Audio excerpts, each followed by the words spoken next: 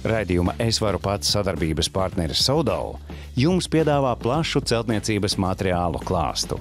Hermētiķus, līmes un poliuretāna putas, lai atvieglotu jūsu būvniecības darbus. Sodal ir Eiropā lielākais neatkarīgais putu un līmju un hermētiķu ražotājs. Pārstāvēt esam 140 valstīs, 77 pārstāvniecības un 27 rūpnīcas. Tagad arī kopš 2016. gada tuvākā Sodala rūpnīca atrodas Dobelē. Sodala ir 3 novirzieni. Tas ir tā saucamais DIY, dari pats. Tas ir tas, kas atrodams būvmateriālu veikalos. Tad ir atsevišķa sadaļa logu ražotāji, logu uzstādītāji. Un arī industriālie risinājumi gan būvniecībai, gan vispārējai celtniecībai.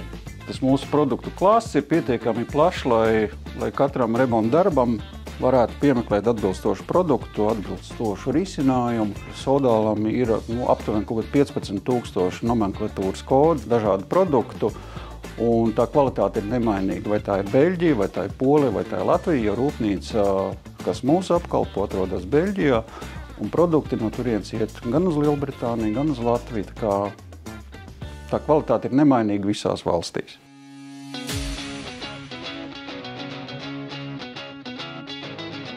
Ja mēs runājam par logu hermētiķiem, tad šobrīd visbiežāk izmanto poliuretāna bāzes hermētiķi. Viņi ir nopērkam šādās te alumīnija tūbās, jeb kārtridžos, vai arī profesionālam pielietojumam tādās 600 ml alumīnija folija desās. Pieejami šie produkti ir vairākās krāsās, viņus var arī krāsot un viņi nodrošina, ja ir kaut kāda konstruktīva kustība, tur neradīsies nekādas plaises un šūba būs droši pasargāta no mitruma iekļūšanas tajā.